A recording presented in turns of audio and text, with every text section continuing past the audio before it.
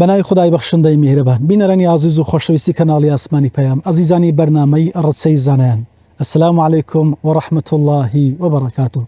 بەختەوەرین کە لە بەشی دووەمی بەرنامەی ڕچە لە خزمەتی زانای پەیامبەرز ڕێزدار جەنابی مامۆستا عەبدولجەباری زەرگەزەوی لە خزمەتەوەی ئەزیز و خۆشەویست بەردەوامە بین. لە بەشی یەکەمی بەرنامە ئاماژەمان بەوە کرد کە ژیانی پڕ لە سەروەری زانای مامۆستا زیاتر لەوە هەڵدەگرێت کە ئێمە بە بەرنامەیەک ئیتفاقین. خدا یار بێ لە بەشی دووەمی بەرنامە لەگەڵمانە بمینن بۆی کە ژیانی پڕ لە سەروەری و هەروەها عیلم و معریفەت و خزمەتی قوتابیان و زانستە شەرعیەکان لەگەڵ ئەو دەرس و تعلیمی مامۆستا هەم لە ڕووی کردار و گفتار گەیاندی بە ئومەت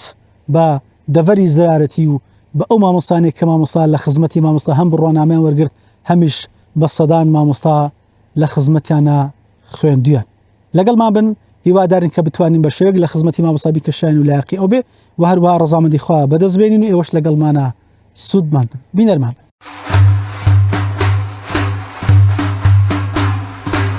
ژیان نامەی مامۆستا مەلا عەبدولجەبار زەرگەزەوی. مامۆستا ناوی تەواوی عەبدولجەبار ئەحمەد موحەممەدە و ناسراوە بە مامۆستا مەلا عەبدولجەبار زەرگەزەوی.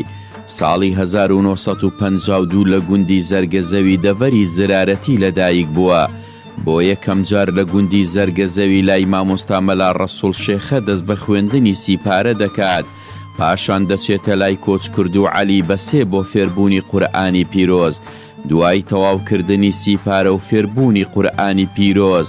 دەچێتە گوندی باوەخەلان بۆ لای مامۆستا مەلا جەمیل، لەوێش قورئانی پیرۆز ختم دەکات.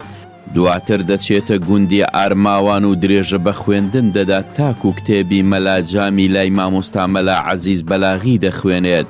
دواتر منهەجەکانی دیکە لە ئاژگا، کۆڕێ، بەحەرکە، زێلکەی فەخری ناوچەی بادینان، سماقۆک، بەنێنان و کاوانیان دەخوێنێت و پاشتر دەچێتە بەغدا لە مزگەوتی شێخ عەبدولقادری گەیلانی لای مامۆستای پایە بەرز مامۆستا مەلا عەبدولکەریمی مودەڕیس بۆ خوێندنی زیاتر. ساڵی 1970 لە سەردەستی مامۆستا مەلا تەهای کۆڕێ بڕوانامەی زانستی شەرعی وەردەگرێت و هەمان ساڵ ژیانی هاوسەریش پێک دێنێت. پاش وەرگرتنی بڕوانامە لە گوندی قادیانە بۆ ماوەی 17 ساڵ دەبێتە پێشنوێژ. مامۆستای کۆچ کرد و هەر لە گەنجیەوە ڕێبازی تەسەوف هەڵدەبژێرێت و خۆی سەرقاڵ دەکات بە تەدریس و خزمەتی ئاینی پیرۆزی ئیسلام و پێگەیاندنی فەقێیان. پاش ماوەیەکی زۆر لەو گوندەوە دەچێتە گوندی باوەخەلان و ساڵێک لەوێ دەمێنێتەوە. دواتر لە ساڵی 1980 دەگەڕێتەوە بۆ گوندی زەرگەزەوی زێدی خۆی و مزگەوتێک بە ناوی مزگەوتی ڕووناچی دروست دەکات. مامۆستا مەلا عەبدولجەبار هەمیشە حوجرەی هەبووە و قوتابی و فەقەی پێگەیاندووە. دەیان مامۆستای ئاینی لە سەردەستی ئەو پێگەیون. لە حوجرەکانی ئەودا زیاتر لە 100 مامۆستای ئاینی وانەی خوێندووە و بڕوانامەیان وەرگرتووە. جگەلەوەی حوجرە و مەدرسەی هەبووە و فەقەی پێگەیاندووە، هاوکات کوڕوونەوەکانیشی کردوتە مامۆستای ئاینی کە بریتین لەم بەڕێزانە: مامۆستا سیبغەتوڵڵا، مامۆستا عەلاءالدین، مامۆستا عەبدوڕەحمان، مامۆستا مەهدی، مامۆستا عەبدوڵڵا، مامۆستا تەڵحا، مامۆستا عەلی، مامۆستا عادل، مامۆستا فاڕۆق، مامۆستا عەبدولمەلیک. مامۆستا هەر لە خوێندنی فەقێیاتی لە زانکۆی ئەزهەر لە میسر وەرگیراوە بۆ خوێندن، بەڵام بەهۆی باری کۆمەڵایەتی و ژیانەوە نەیتوانیوە بچێت بۆ خوێندن. مامۆستای کۆچکرد و کەسێکی زانا و میوان دۆست و خۆشەویست و پارێزکار و بۆ خودا سوڵحاو بوو. پاش تەمەنێک لە خزمەتی ئاین و زانست نیوە شەوی 7/12/2025 کۆچی دوایی کرد و لە مەراسیمێکی شایستەدا لە گوندی زەرگەزەوی بە خاک دەستپێردرێت. بەڵێ بینەرانی عەزیز و خۆشەویستی ڕچەی زانایان، دووبارە سەلامی خوای گەورەتان لەسەر بێ. خۆشحاڵین لە بەشی دووەمین بەرنامەی ڕچە لە خزمەتی جەنابی مامۆستا سیبغەتوڵڵا میراتگیری کردداری جەنابی مامۆستای مەرحوم مامۆستای زەرگەزەوی لە خزمەتانە بەردەوامە بین. بۆ کۆی کە لە بەشێکەمی بەرنامە ئاماژەمان پێکرد جەنابی مامۆستا دوای کە بڕوانامە زانستی لە خزمەتی مامۆستا مەلا تەهای کۆڕێ بە ڕەحمەت بی کە وەرەگرێ، دواتر بزانین مامۆستا دەڕواتە کوێ، لەکوێ مزگەوت وەرەگرێەوە لە ئەو شوێنانێک کە مامۆستا تەدریسی تێ کردبووە و ئەو هەندێک لەو فەقەیانێک کە لە خزمەتی مامۆستا خوێندویان و پێگەیشتون کامانە بوون. زنای مامۆستا دوبارە سەلامی خوای گەورەت لەسەر بی و خۆشحاڵین کە لەگەڵ تا بەردەوام. سلامی خوا لە جەنابیش بیتین، زۆر بەخێر بن و خۆشحاڵتر بن. خوا زاتان داتەوە موفق بن. پایدار بن. مامۆستا لە بەشێکەم باسمان کرد تا کاتێک کە مامۆستا بڕۆنامەی وەرگرت. دواتر تەوسەی مامۆستای ئیجازەدەری چی بوو بۆ مامۆستا سەبارەت بە فەقێیەکانی وەروە ڕۆیشتە چێ مامۆستا مەلایەتی کرد لە کوێ مزگەوتی وەرگرت؟ بەێ وەڵاهی مامۆستا وەکو بەخۆی باسی کرد کەەوە لەو کاتێ خوێندیتەوە کردو لە خزمەت مامۆستا مەلایەتەهای کۆڕی شارۆچکەی کۆڕی لە خزمەتی وەکە خوێندیتەوە کرد گوتی مامۆستا فەرمووی ئەتو نابیدا بڕێ لە تەدریس و لە فەقێ و لە خزمەت فەقییان ئەوجا گوتی هەستا گوندەکەم تێگەیان گوتی هەر لەو کاتی بخۆی گوتی مامۆستا دوو نەفەری دەگەرم ناچوونە قادیانەی ئەگەر ڕیش سپی و مختار و ئەوانە ئەوە بوون ڕێکەتین کە ئاساس بمە مەلایوان بۆ شەرتەی کەوا مەدرسەشم لۆ بکەنەوە فەقییانیشم لۆ ڕابگرن دەگوت چون لە قادیانەی گوت کە ئیجازای چکە مامۆستا شتەکانی هەموو پێکەوە بووە ئیجازە وەرگرتنەکە و ژن هینانەکە و دەرچوون لە بۆ گوندەکەی ینی کە مثل لە زەگەزەی ژنی هینای هەر هەفتە چ لێرە بووە کە بینە ساری هەفتە هەر دە ڕۆژەکی بەیمە دەگە ئیجازە پرسیارەکانی زۆر بن هەم فەقی ڕاگرتن هەم میحراب و مینبەر هەمیش خێزان هەموو شتی پێکەوە بووە ینی کە ژنی لە گوندی هینایە کە بنین برا گەورەکە ژنی لۆ هینایە یعنی لە گوندی دانەنیشتە وەکو مەلایەتی یەکسەر خوێندەکرد چوە لە پاش ژن هینانەکە ئیجازەی مەلایەتی وەرگیتە لە خزمەت مامۆستا مەلایەتەهای مامۆستا مەلایەتەهاش گوتی ئەتو دەبی مەلایەتی بکەی نابی بچیەوە بسارە لە مارە دابنیشی و ئەوە هەستا چیتە قادیان لە قادیانی بە فەقێەوە چووە کۆمەرە فەقێکی دەگەدا وەڵا بزانام گوتی دە فەقێ دوازە فەقێ یعنی کاتێک کە مستعید بە فەقێ هەبوون لە خزمەتی مامۆستای کۆڕێت ئەو فەقیان لەگەڵ خۆ هینایە هەر ئەو فەقیانەی کە لەناو فەقێ بووینە هەر ئەو فەقێن دەگەری چوونە بە فەقێەوە چوتە قادیانەی لەوێن دێردا مەزرایە و خەرچی قادیانەش بەڕاستی یعنی جێخۆت لێرانە سوپاسیان بکەین دەستخۆشیان لێ بکەین خەرکەچی بە ئاماک خەرکەچی بە احترام و بە ڕێز بە وەفا دلسۆز یعنی بەڕاستی بەو پەرچکە بەخۆ هەمجا باسێکرد ئەیگوت لە ساری هەفتەوە کە چوتە قادیانی هەتا هەشتا و هەفتی ئەنێگو هەفتە سار لە قادیانی مەلابووم وەتە ئەگەشتن پاشای هەموو دنیایەمە هەرچی بم گوت بەنیانە گۆنا ئەنی لا یەزال ئێستاش خەرکەکە کە هاتوچیانە کرد و یعنی ئۆندە بە احترام بوون ئۆندە بە ڕێز بوون دەگەرەوی لا نەبوو لەکنەوە ینی مامۆستا چی بیگوت بە چی مەقسەدی بە حتمما هەر ئامۆژگارین بەس ئەیگوت هیچ ئەوەشیان نەبوو یعنی بێ ڕێزیەک و ینی مثالە برێن ئەو پەڕی ڕێز و احترام جیهان ڕدێن سپیا ینی ڕێزەشی زۆر زۆر زۆر گەورەی لە مامۆستایەنە لە قادیان خێزانی کە پێکەنا منداڵشی بوون ئێوە ئەو کاتە لەدایک بوون دەکا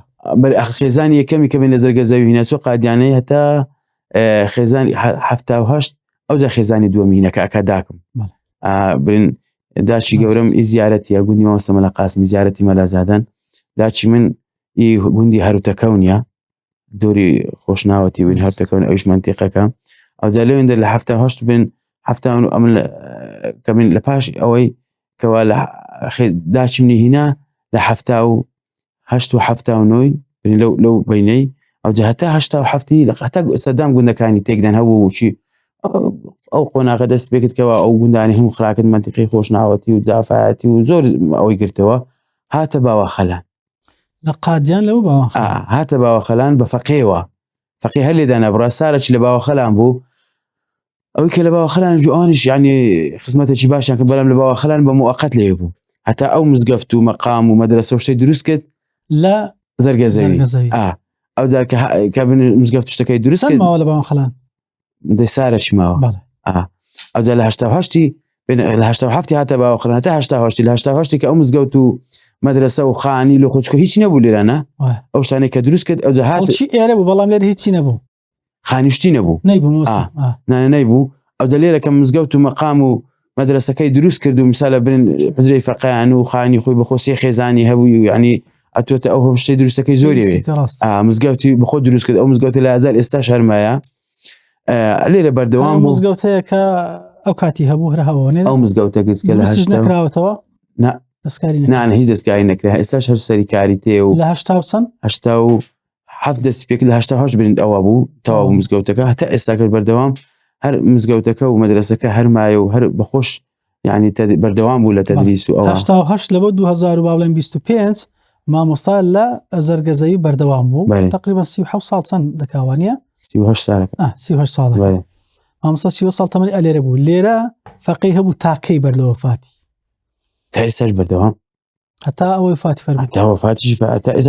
ئێستاش ئەو مەدرسە هەر ئاوە نا قەزم ئەوەی کە مامۆستا دەرسی دەگوتەوە حتى لو آخر درسي هلا قوتوا بلام يعني يعني تاك يعني أو كاتي بشي تنقبو نفسي تنقبو أو كاتي صحتي خوش حتى مثال أواني كلكني أنا خوين لبري أنا قلت زوزال أنا قلت مثلا مدرسنا خوينين أي قلت إلى بين خوين لبيو أنا قلت ما شاء الله أنا قلت أو عذر الشيء أنا ديتو أنا قلت كاكا بكلنا أو زور قسم كا دكتور يقول بشي تنقبيت يعني وش أو إيش هندي عشقي تدريس أو أبو هل أي قلت قاس يعني كبابين الدرسي بعد درسي خوين أنا قلت أو زفقي كان شروج أو مهن أنا قلت أما ما صحتي خوشني وقلبي توانيا لا لكاتي شرح كني درس أو ما عندي أبو عادة سن طلبة أبو كاتي مامسا بردو كتاو نخوش كيبون منا خوي ما مستقيرة شي مسألة ويدا يعني تسول نبو هيس وقتها شي لساري إنه هتا كان شيء فقيه حفتا فقيه أبو مو يعني كاتي كأبونا بيس فقيه وسي فقيه وبنزاب وتسلوا يعني هيس وقتها شي كوا حتى لوقت كوروناش كوا هم مدرسة مزقوطة كان قفات بون إلى قفات نبو هر بردوام بو إذا قبت زيبي بنهين بهنا وعشبيتن ده نبرة لتدريس ولا هيش شيء أو اعتقادي بخواي بو جينة لا أري والله بيرو برواشي تو كلش تو ولا سباق إجازة دا مامسا بابا سن إجازة دا قرب والله ما وصل إجازة زور ده بس سالش بيش نقول بقى قلتي أوش تاينا يقول داخل أما قلت داخل سن كاس موزي لكن تو إجازة ورقتي ومجازة إيش قلتي وا من خوش بزاني تسكون وصل لحفتا وأتو مثلا تدريس بكي هتا نزيشي 55 سال بون مستدرس كي كمية أوش أقول نايوتن أقول بيسناك أقول أوش تقول يسن لو خويك أقول ما تبيش تخرب زين داخل من سنفقي سن ملا بدستي من درس وإجازة ملاياتي ورقتيها بس يعني جمالة شي زوريش يعني أمن لأنه هو تسوي فكر مديتن يعني كوكاتي أمن سرتاي فقايتن أو تخميني لو كي تقريبا سندبي نزيكي وصل زيادة اللي دوست كسي أبيتن يعني كإجازة بدزيج كما إجازة ما مساش هم بحفلة أو نبوة ها يعني حتى لو رتي ما وصاي تايبت بو حتى لو زور حزيرة خستنا براسه فاركة دو فقيهات ما وصي غليفان يبون وتنوصل هل ليران هلا لسه كرسي بتسأقوا 20 إجازة كي خوين دو بخوش لسه كرسي ما دليك للسرينا يعني ونبن هم زاري حفلات مثال بالمراسم أو شتان أو كان يعني زور زاو هل بس بخود مولودك خوينديتو قلت إجازة كي بخود خوينديتو يعني إجازة كي أو كده بله هذه ما وصل سبارت با بيش نجوتار خويني ما وصاي أو نزيشي وند صالح كليرة بو بردوام بو يعني تصون بي يعني هاي كاريبون ما وصل أو حتى إنه هتششي خطيب نو تشش إنه هتششي أما وكاتبين كمستعيد بو ما زور من أم ما وصل أحمد قران صغاني بو ما وصل نافذي با وخلان بو ما وصل ملاسيني بالساني بو زور من كواني بين لا كنت قلتي أنجو دبي لخوب كان برنامج أشتكش له ما بقول دبي أنجو هل جمعوي كي قد بيفكنتوها هم له أول شرم بشتيو هم له أول مش إذا تكون أما عندي الشرم اللي وياك وعند الشرم اللي خلك كيناكد تكون غلطي قواعد ذهبا غلطي تفسير حديث آيات همش تكن وشو مسألة الشاشة بيقولتوا دعاء كان لكن أو خرشنا يعني زولو مع حساس وزابن أو كاتي والحاصل أما يبهرنا عوش يقول هيس مزايا ثانية أما سكوا خد بيناكم مودة بيانجو لو خب كنا برنامج هل جمعة ده بعيدة كشف إذا خد بي حازك حازنا كنا هوش ننتواني برناكن هيس مزايا ثانية أبو ولا إذا الهنجرة أما بين داسن بكده هل جمعة ما مستعد يعني مستعدة كان أقول كان خوي بلى بلى كتاب سعر بقوي ما مصا زقلوي كمان مصا بالتوصية زارة شيء بيد قوتن لروي كرداري وأواني كبيد قوتن كمان دبون لخصلت كان جاني ما مسلم هذا والله أقول دنيا هيسني دخمي دنيا داما بن تماحد قلبي دانا بيتن لا إخوة بيتن هاد شيء بياوي مسؤول وسكر ده وكار بدستو أنا ما كان لو خواي إيش كان لو خواي كان رياي ونفاق وده قلبي دانا بيتن أشتك أجا خواي بيخوش بيكن أو شريعة قدري كان ما يكن جو خمد أنا لو ما يخرجي وبلا يجازان دي خرجي هم قاعد يعني حتى لا آخر أو يكبر قوت أو بقوتي في ترم أقل بجملة كي أتويت نصير فراز ونازح بلا دنيا ولا قيامة أو أكيلو خوايبك أو ناكيلو خوايمك كتابتي زناب ما صبوي كهم ميلاد قريتشي كرداري زنا ما وصل الروي أو داني حزري ما مسكا درجة بيدرين أو خواي قالوا مفقدان كا سيا سفاسي زناب دك ما الزهر أمن دس خوش اللي زناب تانا كم خواي قالوا نونة تنزيات كاتن موفق وسر كوتوبن دعاء دعاء خير جلي واكني أما أو كلا بيانا براسي يعني تمنى شيء صرف كده شرشة جزور جولان كده تخوي جولة أو هاريز وشكويت يعني خوان نويست أنا يعني وخش خوي جولة ترى توبة أفرمي أعوذ بالله من الشيطان الرجيم إن الله اشترى من المؤمنين أنفسهم وأموالهم بأن لهم الجنة. أو أنا براسي يعني معاملش زۆر چاچم دەگە خوای گەورە کە لەو معاملەش قازان زیان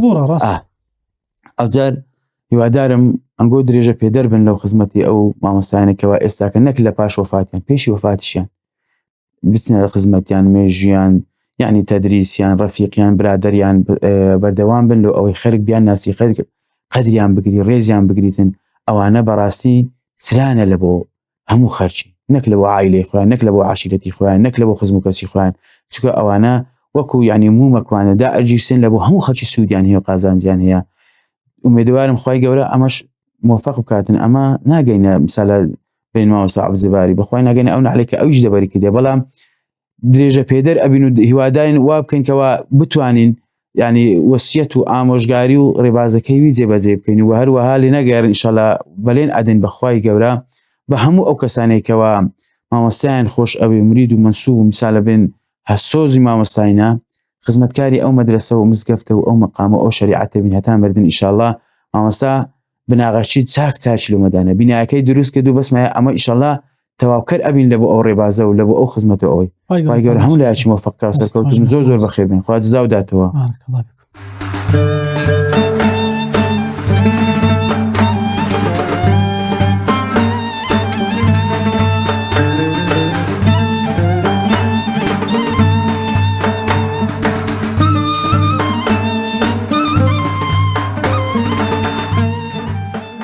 لە داپیری خۆما گوێبیست بوویمە چونکە مامۆستا بێگومان یەک لەو کەسایەتیانە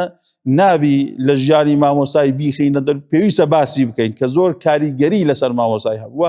ئەویش شێخی سراجدینی بیارەی بووە. لە داپیری خۆما گوێبیست بووم گوتی لەگەر مامۆستا چووینە بەغدا چووینە خزمەتی لەوێ کە خێزانی مامۆستاشان لەگەر بوو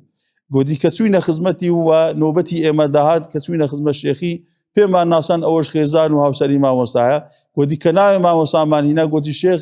حەزەتی شێخی سەراجدین فەرمووی مامۆستا عەبدولجەبار وەلیە. داپیرم فەرمووی بەخۆم گوێبیست بووم لێی گوتی فەرمووی مامۆستا عەبدولجەبار وەلیە. بێگومان مامۆستا ئەو سیفەتانەی زۆر بەرز بوون کەم کەس وەکو مامۆستای هەبوو بەڕاستی لە عیبادەت و لە ئیستیقامە لە سوودگەیاندن بە خەڵک وێنەی هەبی مامۆستا زۆر کەم وێنە بوو و هەر کەس ئەگەر دەدەقە چارێگەک لە مەجلیسی مامۆستا دابنیش بە ئیلا دەبا زیکرەشی لە مامۆستای فێر بە یا سونەتەشی لە مامۆستای فێر بە چونکە ئیشی مامۆستا وا بوو ئیلا دەبا خەسەت و سیفەتەشی گەورەی لێ فێر بە ئەگەر هەر ئەوەندە کە مامۆستات بدیت باە مامۆستات بدیت بە حوزرەکەی مامۆستات بدیت بە پڕ بوو لەو وتە بەقوت بەقوتانە لە حوزرەکەیان نووسرا بوو لە تاقیدا بوو هەر ئەوە کەشتەکان بخین باوە تێ ئەگەیشی کە نەسیحەتەکی بێ هاوتاو بێوێنە بوو دیمەنی مامۆستای خۆی نەسیحەت و ئامۆژگاری بوو ئەگەر لە خزمەتیادا بنیش بای و بێگومان قسەکانشی کە بدووە بە کات لای مامۆستا زۆر گرین بوو لە زێر و گەوهەر و در و ئەلماس بەقیمەتتر بوو مامۆستا کاتی بە فیرۆنادا یعنی کاتی فراغ لای مامۆستا نەبوو ئیلا اللهم ئەگەر ئیسراحەت بکە یان نان بخوا ئەگەنا باقی ئەو لەو کاتانە وەرە دەرێ ئیلا مەشغول بوو بە کاروباری چاک و بە عیبادەت و بەیادکردنی خوددا سبحانه وتعالى. دوێ بەڕاستی لەو ئاخر زمانەی دەبی ئەمە برین فەخر ئەکەین کە بە خزمەت مامۆستا گەیشتون بە خزمەت کەسایەتێکی وا گەیشتون کە لەو ئاخر زمانەی ئاوا پابەندی دین و ئاوا زاهید و ئاوا دنیا نەویست بیتن دنیا لە لای بایەخەشی ئەو تۆکەی نەبیتن و مامۆستای بەڕێز لە جیهاد دوعاکردنیشەوە ینی کەسایەتێکی زۆر مبارەک بوو پیرۆز بوو و دوعاکانی گیراو بوون حتا لە کەسی زۆر بڕوا پێکرا و جێبیست بوویمە ئەو قسەی کەوا ئەیکەم گوتی ئەمن خۆم تووشی نەخۆشی سەرەتان بوویمە یعنی خۆی گوتی هاتیمە مامۆستای خەڵکانێکی زۆر ینی هاتوچوو هامۆشەوی مامۆستانەکرد ئەنواعات کێشە و مەشاکلی خۆیانە بدە خزمەت مامۆستای ئەو بەخۆی باسی ئەکرد گوتی هەم بەخەو ینی ئاگاداریان کردمەوە هەمیش دڵنیا بووم لەوە کە نەخۆشەکەی من بەهۆی دوعای مامۆستا خوای تەعالە لەسەر منی لادا و لەسەر من نەما و هەتا خزمەتی خۆمانە هەبوو کە پێشان کە سەلاحەدین هەبوون قەلاب هەبوو باریان پێدەگواستەوە دار و باری بار کردبوو لە بۆ مامۆستا بینتە زەرگەزەوی ئەو وەختە ڕێگای گوندی زۆر ڕێگایەکی نەخۆش و سەخت بوو کاتە کە قەلابەکە شۆر ببووە لەو نشێوە ئەو نشێوەی کە ئێستا خیر کرا جارا وا نەبوو زۆر نەخۆش بوو گوتی گاردینی قەلابی شکا ینی ئەوە زژی گەیشتە عەردی گوتی مامۆستاش دابەزێ خوارێ لە سیارەکەی گوتم وەڵڵا مامۆستا تازە سیارەکەمان ناڕوا دەبی بچینە گوندی سیارەی دیکە بینین بارەکەی لێ بارکەن بیگوازینەوە لە بۆ ئاوایی. بەڵام گوتی مامۆستا کە دابەزی سۆفی حەمەد هەبوو خوا عەفوی کە زۆر برادری مامۆستای بوو، ئەویش گوتی مامۆستا دی ئەو چەند سارەی چت کردووە، یعنی دوعایەک هیمەتێک ئەو خەلابە بستە ڕێ و بڕوە. وتی مامۆستا سەرەکی ڕۆیی لەمەوە دوور کە چەند شەقاوەکی ڕۆیی بەرەو ئەولا نەمزانی کە چی گۆ چ مناجاتەشی کرد، بەس گوتی کە گەڕاوە گوتیان من ناکرێ ئەوەی قیت کەیەوە شتەشی بدێ بەرێ و پێکەوە ڕای بگری پێک بیبەستیەوە. ئەمیش دەمزانیەوە ئیشی بەستانەوەی نییە، ینی ئەوە ئەگەر بچێتن خەلاب ناڕوە ناتوانانی بە ڕێگادا بڕوە. بەس گوتی هەر لەبەر دری مامۆستا جەگەکم هینا و بڕێک زەختم لێ کرد و مقابل یەک وەستا وشی دەرەی تێک چەقیەوە وەستا و گوتم وەڵڵا مامۆستا ئەوە ڕاوەستا و جەگەکەشم هینا دەرێ دەی گوتی نایە خوای لێ بینە و سلفەشی لێ بدە بزانین دەڕوە. ئەویش کو گوتی کە قەلابەکەم هێخستە کار و سلفم لێدا قودرەت الله هێخستمە گەر هیچ کێشەی نەبوو کەتەڕێ. وتی ئەمن خۆشم پێم سەیر بوو، یعنی کە ناکرێ ینی بەوشەوەی بە هیچ ئەوچی ناکرێ بڕوە. گوتی مامۆستا سوار بن کە سوار بن گوتی هەتا سوینە پێش ئاوایی لەوێن دەرێ بارەکە هینا خوارێ هیچ کێشەی نەبوو. گوتیشی هاتی نەخوارێ لەوێ لە خزمەتیا نانمان خوارد. ئەو هەر بەخۆی تەبیعەتی وا بوو لە تشتان و لە ئیش و کارە بڕێک ئیهمال بوو. مامۆستاش هەر بە دەیناسی لۆی پێی گوت بوو کە چیەوە شاری گەڕایەوە یەکسەر دەیبێ فیتەری نەکەی لەسە ئەو حاڵەی پێی بگەڕێ و ئیش و کاری پێ بکەیت. گوتی هاتمەوە 3 ڕۆژان هەل لە بیرم کرد 3 ڕۆژان ئیشم بەو قەلابەی دەکرد هیچ کێشەی نەبوو ئەبەت پشتیش 3 ڕۆژان کە چوومە فیتەری پێم گۆ ئەوە گاردینی شکایە ئەو قەلابێ. گوتی کابرا زۆر خۆی لە من تووڕە کرد پێی سەیر بوو گوتی ئەتوو گەما بە من ئەەکەی ئەوە گاردینی بچی کو توانی بێ ئێرە و بی هاژۆی. گوتم ئەوجە باشە ئەگەر نەشکابی ئەو شینە ئاسنە بە قووەتە کوتکەچی لێدا ئێستا دڵنیا دەبیدا خۆشکایان نەگە نەشکاوی بە کوتکەچی کو زژی دەگاتە عەردی بەرەبیتەوە. گوتی کو کوتکەچی لێدا و گاردینەکە بەر بۆ ئەو گۆڕی. گوتی خۆشی تەعەززوبی کرد زۆری لەلا سەیر بوو. گوتی ئەوە چێتوانیتی ئەو هاڕای بگری. گوتم ئەو وەستایەکی چاکە بوو لەناو ئەو چیایی لە بۆی چاکردیمە تا ئێرە. دەماوەسا بەڕاستی لەو پیاوە گەورانە بوو کە دوعا و مناجاتی لە خزمەت خوای تەعالا جیرا بوو خوای تەعالا قەبری پڕنور بکە دەرەجاتی عالی بکە و ئەو هەموو خزمەتەی بە موسڵمانان و دین لە بۆی بکە بە سەدەقەی جاری و ئینسانەشی زۆر وەفادار بوو.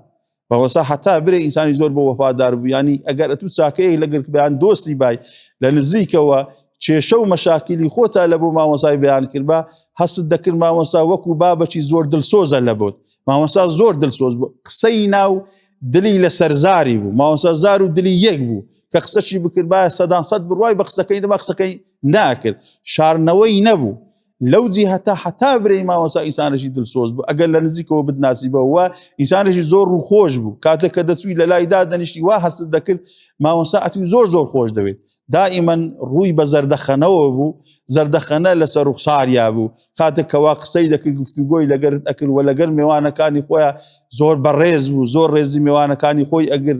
لە سەخاوەتێدا وشی کوردەواری خۆمان گوتی حاتەم بوو بەڕاستی، ینی ئینکاری ناکرێت لە سەخاوەت و ناندان و خزمەتی مسلمانان و زۆر ئینسانێکی میوان دۆز بوو.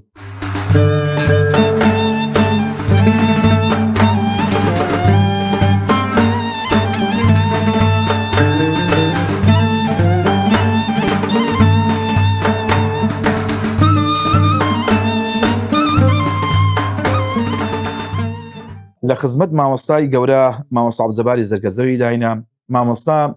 بەڕاستی شوێنکەوتوی پێغەمبەری بوو صلی الله علیه وسلم. هەرچی پێغەمبەر صلی الله علیه وسلم کە کەیفی هات بی ئەوش جێبەجێ کردی. یەک لەوەی کە پێغەمبەر صلی الله علیه وسلم زۆر ئیتیمای بە کۆمەڵایەتی ئەدا. مامۆستاش ئەو سنەتەی پێغەمبەری زیندی کردبەوە لە کۆمەڵایەتی لە خزمایەتی لە ئێستا فەقیهێک تەواوی کرد یەکەم سال خەمی لێ خوارد گوندەچی لۆ بینەوە یەکەم شت یان ژنی لۆ بینن باوەڕ بکە دەیان مامۆستا و فەقیه ئەلێلۆکە مامۆستا کە تەواوی کردیە بڕۆ لۆماری فلان کەسی کچی هەیە لۆماری فلان کەسی بڕۆ داخوازینی بکە مامۆستا داخوازینی لۆ کرد ئەو گەورەیەتیە یعنی سبحان الله مامۆستا ئەو نیعمەتەی هەبوو دەگە کۆمەڵایەتی بە تایبەتی دەگە فەقیهەکان دەیکرد ژنی لۆ دەینا الله حولی ژنی نای لۆ ئەدا یارمەتی ژنی نای لۆ ئەدا دوو وەیەکرد لە گوندەچی دای بمەزرینیت سێ وەیەکرد ئەو مامۆستایە کە لە گوندەچی دا ئەمەزرینیتن هەندێک فەقیه خۆشی لۆ ئەنارد کە ئەلەویش مەدرسەی دروست کرا چەندان مامۆستای کە مامۆستا بووینە لەکە مامۆستا عەبدوجەباری فەقیه مامۆستا بووینە و تەواویان کردیە بووینە مامۆستا لە جێیەکی ئەوەشت ژنی لۆ دەینا دووەم لە گوندەچی دا ئەمەزران سێەم مامۆستا مەدرسەی دابنێ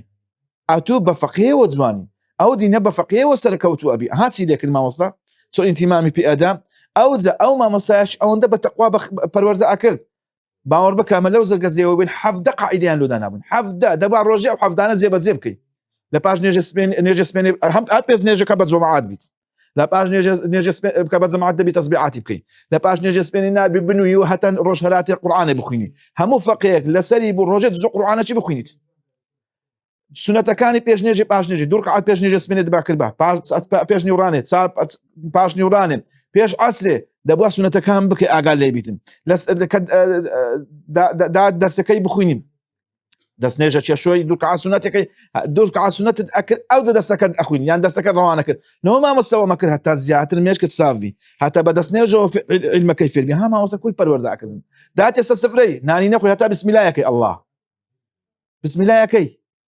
ئاگا لێ بی بسمیلات کردیە ئەگەر لە ئاخری بسمیلای بکە لە ئاخری الحەمدولیلای بکە ئەوەلی دەیگۆ بڕۆ دەست حەچی سنەت بڕۆ دەست بشو ئەزەوە لە سەفرەی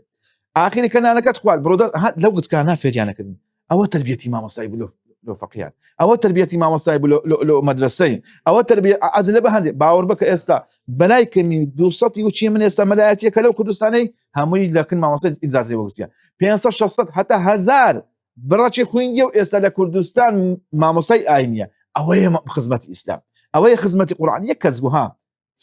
غەریب بێکەس هێتیم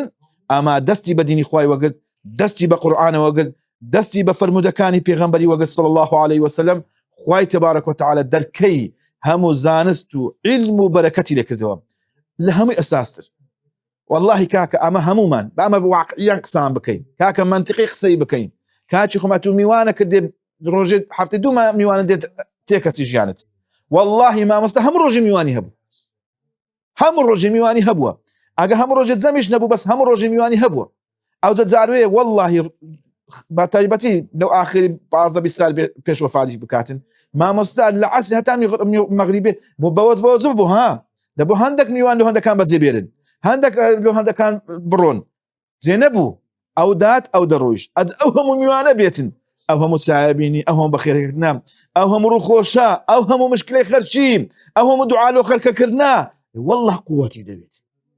باوەڕ بکە هەتا پێش وەفاتیش بی دووشەمە پێشەمامە ڕۆژی بووە هەتا پێش وەفات بکاتن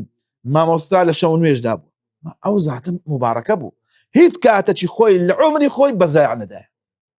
هیچ کاتەکی لە وەختی خۆی غیبەت نەبوو لەگە مەجلیسی مامۆستا بە حەیاتی بوختان فەسادی قسە جێڕانەوە قەت قبولی نەدەکرد ئللا نسحەت ئللا کۆمەڵایەتی ئللا زیندیکردنەوە ئەوە بوو ژیانی گەورەی مامۆستا عەبدولجەبار ڕەحمەت لەو ڕۆژێک کە لەدایک بووی ڕەحمەت لەو ڕۆژێک کە فەقێ بووی ڕەحمەت لەو ڕۆژێک کە مامۆستایەتیت کرد و خەڵکت پەروەردە کرد ڕەحمەت لەو ڕۆژێک کە تەلەبەت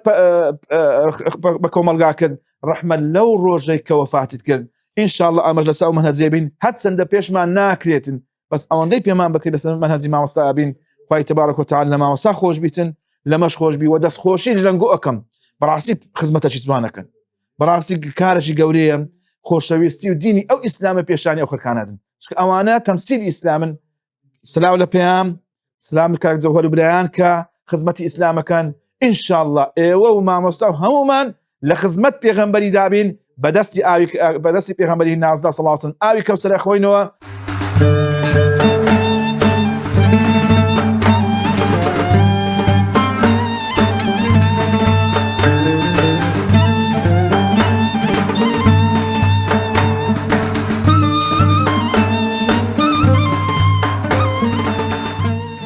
لەبارەی مامۆستا عەبدولجەبار بە حکمی ئەوەی کە من نزیکەی 15 ساڵان لە خزمەت مامۆستا عەبدولجەباری بوویمە بەڕاستی لەبارەی تەربیەتی فەقیهان مامۆستا عەبدولجەباری و مەدرسەی زەرگەزەوی لە منتیقەی هەولێر و دەوروبەر بڕواناکەم هیچ مەدرسەک وەکو مەدرسەی مامۆستا عەبدولجەباری بی وەکو خودی مامۆستا عەبدولجەباری بی لە بۆ تەربیەت و ئەخلاقی فەقیهان مامۆستا عەبدولجەبار عادەتی وابوو زۆر جار دەیفەرموو ئەخلاق و تاعەت و عیبادەت لە پێش علم و زانستە مامۆستا عەبدولجەبار زۆر ئەوەی دووبارە کردو لە بۆمە دەیگۆ ئەمن زۆرم لە زۆر مەدرسانم خوێندیە و زۆرم فەقێ دیتینە هەر فەقەیەکم دیتبی لە وەختی خۆ لە فەقەیەتی ڕاتەقوا و عیبادەتی نەبووبی ئێستاش بوویتە مەلای حیزبی و بوویتە مەلای دنیایی زۆر هانی ئێمەی ئەدا کەوا تەقوا و عیبادەتن هەبی و کەوا خواپەرست بین و پابەند بین. مامۆستا عەبدولجەبار لە مەدرسەی خۆی چەند ئادا بەشی دانابوو وەکو ئاداب وەکو قاعدەی حوزرێ بوون لە لیستەکی نووسرا بوو لە دیواری حوزرێ درابوو هەر فەقەیە کە دەهات بیویستە بە ببیتە فەقەی لە مەدرسەی زەرگەزەوی دەستی بە خوێندنێ کردبا مامۆستا عەبدولجەبار ئەمە نووسیبەوە بە ئەمر و فەرمانی مامۆستا عەبدولجەباری مامۆستا دەیفەرموو ئەو قاعدەی پێشانی ئەو فەقەیە بدەن ئەگە ئەو فەقەیە تەحەمولی ئەو قاعدانە ئەکا و پابەند ئەبی بەو تاعەت و عیبادەتە و ڕێنمایانە با لێرە بەردەوام بی و لە خزمەتیدا ئەبین ئەگەر پێشی جێبەجێ ناکرێ حوزرە و مەدرسە زۆرن جا ئادابەکان چی بوون مامۆستا عەبدولجەبار زۆری تاکید دەکردەوە کە فەقێکان هەموو نوێژیان بە جەماعەت بی زۆر تاکید دەکردو لەسەر جەماعەت حتا سبەینانیش هەر پێنفەزە نابا فەقەیە جەماعەتێ نەکا لە مزگەوتێ هەروەها مامۆستا عەبدولجەبار هانی فەقەیانێدا کەوا ڕەواتیبەکان ئەو سونەتانی پاش و پێش نوێژانن دەبی فەقێ کردبای هەروەها مامۆستا زۆر تاکید دەکردو لەسەر سەلات الضوحا دەبا فەقێ پابەند بە سەلات الضوحا و ئەو شتانەی جێبەجێ کردبا دەبا هەموو ڕۆژێ فەقێ جزوە قورئانەشی خوێندبا سبەینان نیو جزو پاشە عەسرانیش نیو جزو کەواتە هەر فەقەیەکە لە مەدرسەی مامۆستا عەبدولجەباری با بە مانگەشی ختمەشی قورئانی ئەکرد چونکە هەموو ڕۆژێ دەبا جزوە قورئانە خوێندرابا زۆر مامۆستا عەبدولجەبار ینی پابەند بوو بەو شتانە و دەیویست فەقێ ینی زۆر پابەند بی بە ئەخلاق و ڕەوشت مامۆستا عەبدولجەبار زۆر تاکید لەوەی ئەکردەوە کە فەقێ ینی ئینتیمای هیچ حیزبەکی نەبی نە حیزبە ئەلمانی نە حیزبە ئیسلامیەکان دەیگو فەقێیەتی خۆ بکەن و لە فەقێیەتی و هیچی دیکە خەریکی هیچ ینی شتەکی مەبن مامۆستا عەبدولجەبار ینی عادەتی وابوو بینی مەغریب و عیشا زۆر دەهاتە ناو فەقێیان ینی زۆر بەدەنگمەن مامۆستا عەبدولجەبار غایب ئەبوو ئەگەرنا هەموو بینی مەغریب و عیشایان دەهاتە ناو فەقێیان و جا ئەگەر سێشەم و جمعە نەبا ڕۆژەکانی دیکە بانە سوئالی علمی لێ ئەکردن بەڵام ئەگەر سێشەم و جمعە بە ئەو شەوانەی کەوا سەعی و دەور نەبوون مامۆستا سوئالی خواپەرستی و تەقوا و عیبادەت و سوئالی ئەو شتانەی لێ ئەکردن مامۆستا عەبدولجەبار صفەتێکی هەبوو بەڕاستی ئەویش یەک لە صفەتە زۆر ئەنی گرینگەکانی زۆر پابەند بوو بە سونەتەکانی پێغەمبەری صلی الله علیه وسلم یعنی ئەمن یەک بەخۆم فکرم لێ ئەکردەوە هەرچی ئەمن بزانی بی کە سونەتە لە مامۆستا عەبدولجەباری هات بۆجێ هەرچیش کە بێشەرعی بی مامۆستا عەبدولجەبار جۆخۆی نادا لۆمەی لۆمەکاران لا كان لا يخاف في الله لومة لائم جۆخۆی نادایە ئەگەر هەموو کەسی لێت و ڕەبا مادەم بزانی بە شتێک شەرعیە مامۆستا جێبەجێ کرد مامۆستا عەبدولجەبار لەبارەی تەعزیە ئەسڵە تەعزیەکە و دڵدانەوەکە سونەتی پێغەمبەری صلی الله عليه وسلم بەڵام لەبارەی دانیشتن لە بۆ تەعزیەی مامۆستا دەیفەرموو ینی شتەکە خلافی سونەتەیە وەرکو لە مەذهبی شافعیش کە مەکروها واتە شتەکە شەرعی نییە جا مامۆستا عەبدولجەبار هەندێ ئەمە نوێبەریتم دوو منداڵی وەفاتی کرد هەردوو منداڵەکانیش بە کارەسات مردن منداڵەکیەوە بە سیارەکە ئاگای لێ نەبوو کشاوە پاشۆ بە سیارێکت بەڕاستیەوە کارەساتەشی زۆر دڵتەزێن بوو مامۆستا لەوێن دەرە گردنێ کابرای ئازا کرد وتی نێوە ماڵش بڵێ نەمزانی ئۆشتانە گردنە ئازابی لەسەر قەبرانیش فەرمووی تەعزیە من لێرە خەلاس منداڵەکی دیکەشی کە تەناو بیرێ ئاوێ ئەویش وەفاتی کرد لۆیش تەعزیە دانەنا داچی وەفاتی کرد تەعزیە دانەنا خێزانی وەفاتی کرد تەعزیە دانەنا بەخۆ پێشی وەفاتکە وەسیەتی کردکەوە تازیە لۆ دانەنێ مەبەستم لەوێ مامۆستا زۆر پابەند بوو بە سونەتەکانی پێغەمبەری صلی الله عليه وسلم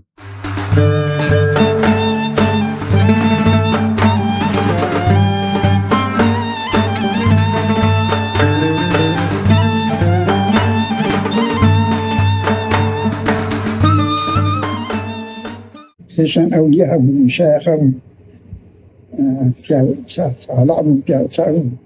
أتكني شعنا بشعر أو أتكني فراتربي بناو الشيخ لا تفراتره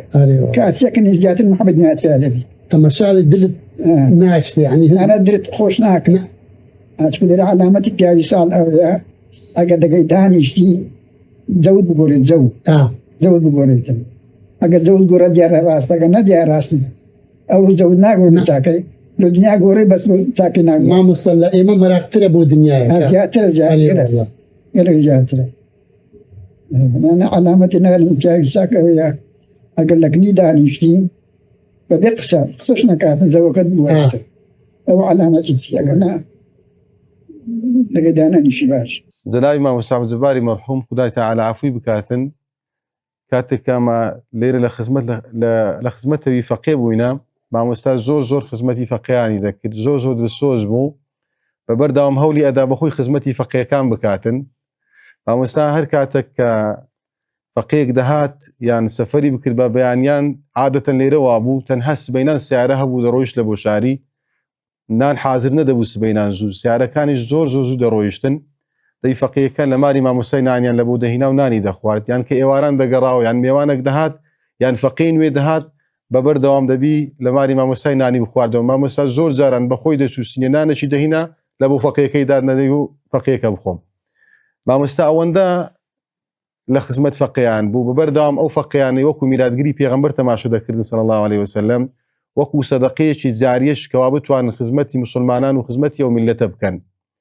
یەکێک لەو نمونانەی باز بکەم فەقیەک جارێکیان لە مەتخی خۆشناوەتی دێتە ئێرە لە بۆ خوێندن کە ئەو ڕێگا و بانانە زۆر خراپ بوون ئەو کاتە زستانێکی زۆر سارد زستانێکی پڕ لە باران بوو ئەو فەقیە احتیمالە نیوەی ڕێگاکەی زۆربەی ڕێگاکانی هەر بە پێیان بڕێ بیت دێت یەکسەر فەقی عادەت وابوو دەچوە حوجرەی مامۆستای کەمالی مامۆستای بۆ کاتە مامۆستا بەخۆ نانی لە بۆ دەهینا بەخۆ خزمەتێکی مامۆستا دەچی لە ماری خواردنی لە بۆ دەهی لە بۆ فەقی دادەنێ دەرێ فەقێت و نانی خۆت بخۆ بەڵام فەقی تەماشا دەکات لە دەرەوەی حوجرەکەی مامۆستای هەست پێ دەکات جوولەک هەیە دەنگەک هەیە کاتێکەوە تەماشا دەکاتن مامۆستا دارێکی دەستدایتێ بەو دارەی پێراوی ئەو فەقی خاوێن دەکاتەوە قوڕی لێ دەکاتەوە پێراوەکەی لە بۆ دەشواتن ئەوەش خەمخۆری مامۆستا بوو بەو شێوەی خزمەتی فەقییانی ئەکرد دەیزانی فەقی زۆر گەورەنا چکە بەڕاستی فەقی دەبنە میلادگری پێغەمبەر صلی الله عليه وسلم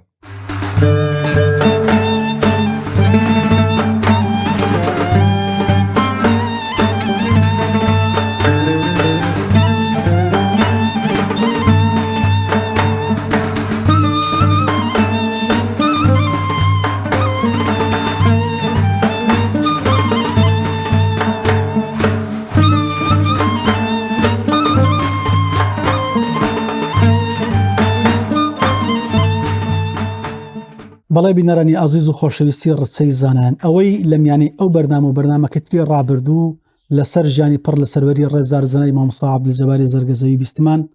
زۆر لەوە زیاتر هەردەگرێت لەبەرەوەی مامۆستا 73 دانە ساڵ تەمەنی بوو بەڵام هەر هەموو تەمەنی ئەو کاتێک کە فامەکە دەڕواتە ژێر تەدریس و تەعلیم و تا ئەو کاتەش کە وەفات دەکات هەر لە ناو عیلم و عیرفان و تێگەیان و پێگەیاندنە سەردەنێتەوە مامۆستای پایابەرز لە ساڵی 1952 لە زەرگەزەوی لەدایکە بێت و لە 2005 لە تەمەنی 73 ساڵیە هەر لێرە وفاتەکات و تەرمەکەشی ئەلێرە لە نێو حرمێکی تایبەت لە مزگەوتەکەی خۆیە بە خاچ سپێرن کە ئەوە گۆڕی بەڕێزیانە دەخوازین کە خوای گەورە دەرەجاتی عالیکا لەگەڵ پێغەمبەران و پیاوچاکان و ڕاستگۆیان حەشری کات ئێمەمانش لە خزمەتی ئەوە بە خزمەتی ڕەسوول الله صلی الله عليه وسلم بگەینێ باس و مەدح و سەنا و صفات و خەسڵەتی زەنای مامۆستا زۆر لەوە زیاتر هەڵەگرێ لەبەرەوەی مامۆستایەکی زانا بوو دەیان مامۆستا لە خزمەتی ئەو بڕوانامەی زانستیان وەرگردووە بە سەدانیش لە خزمەتی ئەوە لە کات و شوێنە جیاجیەکان زانستی شەرعی فێربوون هەر ئەوەنا کۆمەڵێک ئەخلاق و ڕەوشت و خەسڵەتی زۆر جوانی پێغەمبەری صلی الله عليه وسلم لە مامۆستا فێربوون لەبەرەوەی ژیانی مامۆستا بریتی بوو لە ژیانی پێغەمبەری خوا صلی الله عليه وسلم هەم لە کردار هەم لە گفتار لە خەو خواردنی زەنای مامۆستا پیاوێکی سنەتی بوو بۆیش لە خەوەکانی بە خزمەتی پێغەمبەری خوا گەشت صلی الله عليه وسلم ئێمە بەرنامەکە لێرە کۆتایی هات دەخوازین ئەوەی ئەزیز و خۆشەویست سودگەلێکی زۆرتان لێ بینێ بێت لە سیرەتی پڕ لە سەروەری زەنای مامۆستای مەرحوم و سپاسی ئەزیزانەکەن کە لەگەڵمانە مادی بوون لە دوای کامێرا سپاس بۆ بینەری ئەوەی ئەزیز و خۆشەویستا بێگەشتنەوە بەخوای گەورەتان سپێرم السلام عليكم ورحمة الله وبركاته.